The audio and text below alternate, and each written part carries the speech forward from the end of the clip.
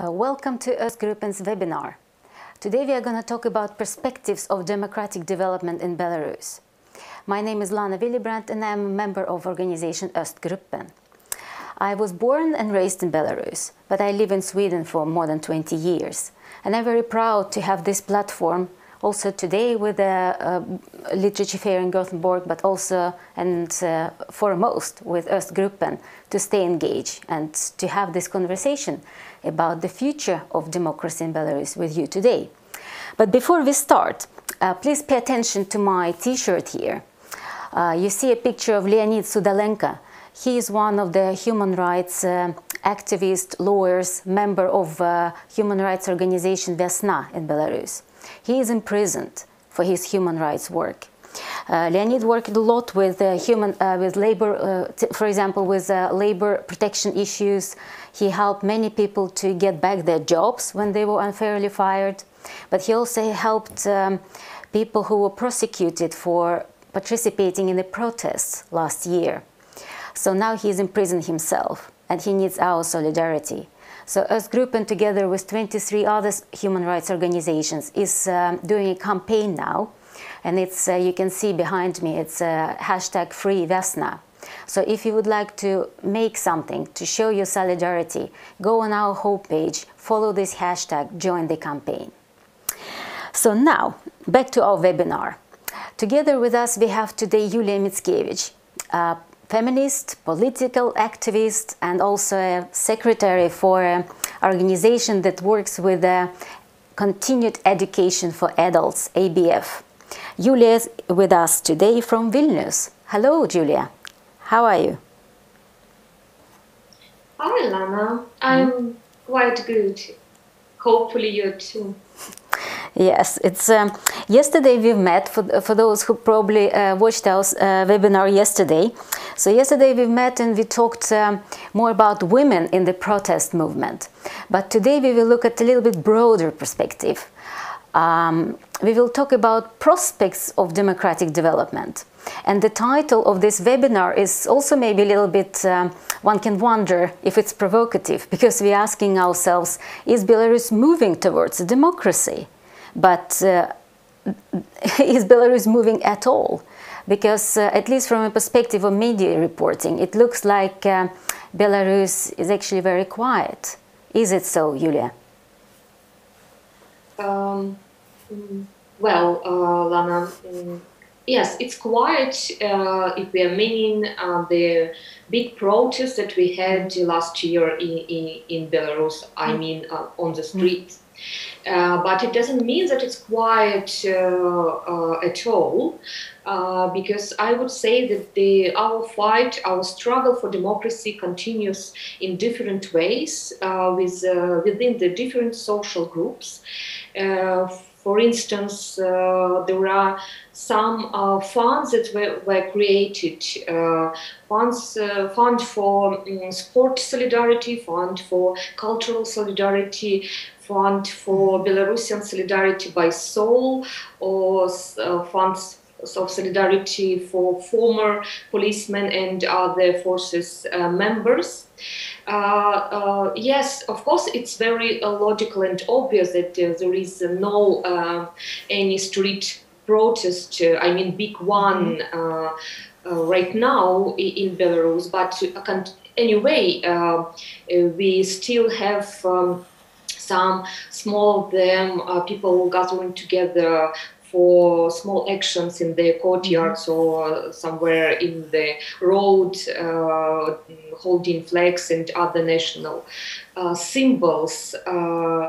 But of course, I do understand that there is no nice picture for world media to show this. That's why probably it looks like that nothing happening in Belarus, but that's not true. And I believe that democracy is a process, first of all, and that is going step by step. And also it's based on values. And in this case, the main result of our protest last year was, to my mind, that we became a nation of civil society. we as a civil society had recognized that democratic values is something that really very important, like a key issue for us, and we really anyway have a willing to continue the struggle for democracy. And you know, when in one day more than 100 NGOs, I mean non-commercial organizations, were administratively liquidated by authority. One of my colleagues said, yes, that it's a big problem, even tragedy for Belarus, what it happened, but they can liquidate and close juridical addresses or offices, but they can't close or liquidate people. People in Belarus and outside Belarus, but Belarusian people, that this is what we really have as a value, as a resource, and we are, as the Belarusian people, for sure, moving forward to democracy. We believe in this. I really like this expression, as you said, that Belarus became a nation of civil society. And it's amazingly, it happened when it was a really crackdown on the civil society organizations, as you say. But does it mean that we actually identified one factor that moves Belarus towards a democracy? It is its people. But is there anything else? Because we know that the other side, so to say, the one that wants to preserve this authoritarian regime, this violence, they also have human resources. And they have the violence as their main resource. How can we break that balance? What can happen? You know, Lana, yes, you are totally right. They have violence is the key resource. I would say even is the only resource. That's why if we are looking back to the history of different countries and the history as a whole, we knew that this resource, like violence or repression, couldn't be forever. You can't use it for against your people for, I don't know, many years. It's like not like endless resource, but values and democracy is really what we have as the resources, and we really believe in this. And the main problem with violence and repression that right now they're against people, against politically active people, against even anyone who have their own position or who can say something not only against authority, but something that they believe that this is against. But violence and repression has a backside. I mean, right now they use it against us, but in the future, and it's already exist in Belarus, they will use it against themselves. I mean, in different ways, and that's why it also works for us, for our future, and for democracy, because this regime, based not on the values or not on the belief or something like that, this regime really based on the violence and repression. That's why it's not so strong how it could look sometimes. And even I would say that this regime is quite weak. Yes, it could continue for 1 year, maybe 2, we don't know, but it's not like it's really strong because, you know, it's very psychological thing. When you are quite weak and you are not confident in something, yes, you start to trying to persuade all people that that's not like this. That's why Lukashenko, for instance, yesterday had a special meeting with his bureaucracy, where he said that the workers, by the way, right now like main enemies, because they as he said, provide Western countries or Western representatives for the information how this authority could and try to avoid sanctions. And it's obvious that workers right now for him and for his surrounding looks like enemies, like one who much more stronger than him. That's what really very important as well. And it was the same with the whole protest and people from the protest before. That's why they continue to repress people from the human rights organizations, from the trade unions, from the NGOs, from many different groups, because they still believe that we are like their threat, because they are not so strong. They are quite big. But then if you're going with this identifying different possible factors for democracy, then if I understood you correctly, one of the factors is that the regime will eat up itself, so to say, because it's how usually historically happened, so to say. And then you also mentioned there is a quite uncertain power of workers in the big state companies and the workers in general.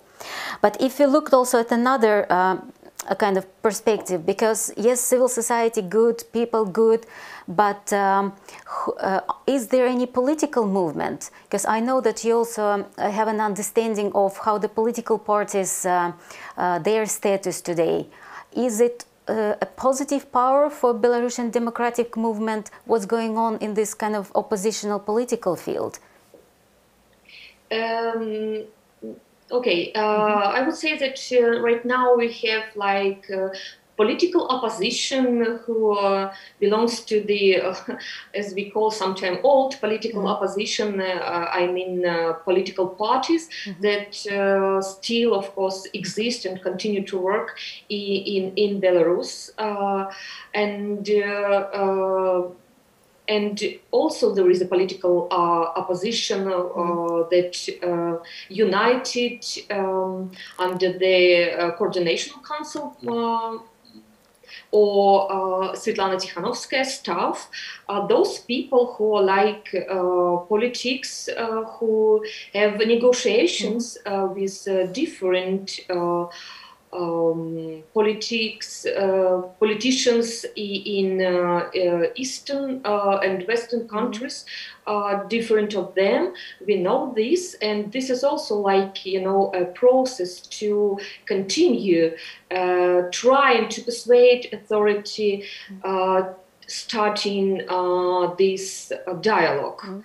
And also we know that, for instance, 2 days ago, I guess, it was like UN forum, and Minister of International Affairs of Belarus, Julia Mickevitj, met with his colleague from the Finnish Minister of International Affairs, and as he said for the Finnish media, that he again try to persuade him, start this dialogue, and proposed Finland as the main actor for this, for instance. And of course, all these sanctions, this already that we have 4 packages of this, right? It's a result, the work of different political groups within the Tikhanovskaya staff and Coordinational Council and other groups that who lobbying these sanctions against Lukashenko's regime. That is really, by the way, quite working. And also what many actions that you are doing in Sweden or in other countries, I mean like Belarusian people's embassies that were created within the Belarusian diasporas or any other, it's also, we can say, like a political actions. So right now it's not only about what's happening with the political parties in Belarus, but also what's happening outside Belarus, but for Belarusian democratic future. That's very important. Yes, thank you. But we know also, a little bit from previous maybe period in Belarusian history and development, that political parties, they very seldom had big membership base. Yeah, they were, some of them just almost like, it looked like almost like a club of old friends. But what do you think? Is this situation as it today? It's so hard to communicate for different groups with each other, and it's no more those open meeting spaces where people can gather and discuss ideas of political development.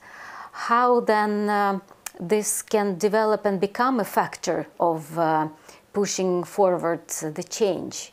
For me, it's a little bit unclear if it's really, if there is a power in it, in the political parties and different streams that exist today.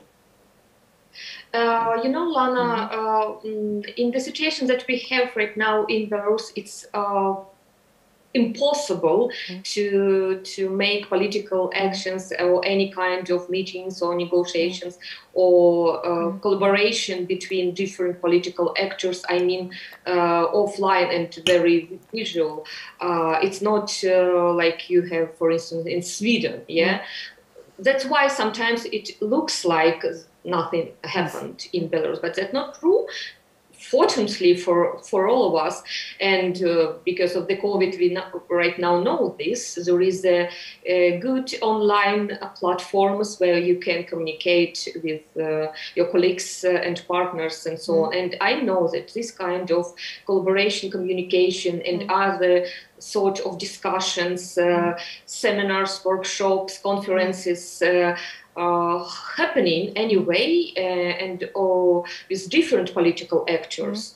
And I know, for instance, that Viktor Babarika's team, they also have a willing and now opened their party. And this everything is anyway continued in different ways, as I said before. Among different social groups, believe me, and I think that when the situation will be changing, all these groups, all these communities can do this openly and just to look into each other and making this offline. Of course, and I do understand this, after the situation will be changed, it will be quite hard process, because it's about power. And we know from the also history of different countries that when there is a way to democracy, on this way sometimes happening different things, because there are different groups with different interests who can and who want to get this power. And I believe that it will be anyway very interesting process, because it's also about reforms that we anyway need to have, and also it's about different ideologies, because we have different groups with different ideologies. There are someone who want to have Belarus on this neoliberal way, and to me, as because I am social democrat. It's not a good way, and there is another group of experts who propose more social-oriented reforms and so on and so on. It's anyway, as I said before, democracy is the process, and the main thing and important thing is that we are already on this way. Thank you, Julia. I also I actually understand, and I think it's great that in Belarus there are this also real political movements, like you named, like social democratic or like other. Because we know that in Ukraine, for example, when it's one of the closest maybe examples for us today, there is so many of those political movements made after like one particular person. So I think that the Belarusian political climate is actually better because there are like some ideological movements that people can unite independently from persons that are at the lead. And for me, it's also a factor for democracy, for when it will be possible to really develop that way. But now we have actually covered quite many different subjects. Maybe there is something else that you wanted to bring up that we haven't talked about yet. No, actually, I just wanted to add what you said. That's really, yes, I can't say maybe it's about better than in Ukraine, but it's really very good for us that we definitely have parties, for instance, like Social Democratic Party Hromada, or other parties like Christian Democrats or Liberal Party, with a quite long history from the 90s last century. From when we as a Belarusian state got independence. But of course, and I think that after political situation will be changed, we also will get parties with different, maybe not so ideological direction, maybe like party of one person or group of persons, I don't know. It's yeah, we will see, but it's anyway, as you said before, also factor of democratic development. That's really very good. Yeah. So if we will try to kind of summarize what we have now talked about, can we say that yes, there is a lot of movement in Belarus. It is probably under surface, but there is civil society is alive. And maybe it's not in the form of a registered organization, but civil society is so much broader and so, right? It's people taking responsibility for the world where they live. That is the civil society. Then we have political movement, and it's very successful in working with other countries and placing Belarus on the political map, simply. Even if the official Belarus today, the regime loyal Belarus, is really outside in some kind of a black hole. But here we see the future, and there is a kind of a mood of hope, if I understand correctly. For sure. Good. No, but thank you very much, Julia. And I think we maybe finish on with this, and now I'll just say a few words for our Swedish listeners for how they can get engaged, a little bit more specific, because this question always comes up, and it's really we're very happy in the Swedish civil society movement that there is interest for development in Belarus and in the region, Eastern European region as a general. So thank you very much, Julia, for being with us today. Thank you very much for the invitation, and thank you very much for your solidarity. It's really very important to us to understand that we are not alone in our fight. Thank you. Yeah, thank you.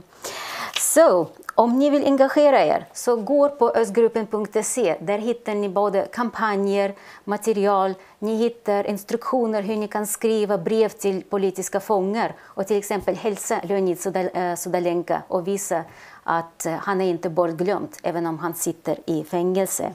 Men jag vill också tipsa om våra kommande östdagar den 16 och 18 november. Informationer kommer finnas på hemsidan och då brukar vi ha en möjlighet för riktigt djupa samtal. Och eftersom det är bokmässa, glöm inte att det finns massor av bra böcker översatta till svenska som våra svenska förlag och svenska översättare gjort för att förstå situationen i Belarus.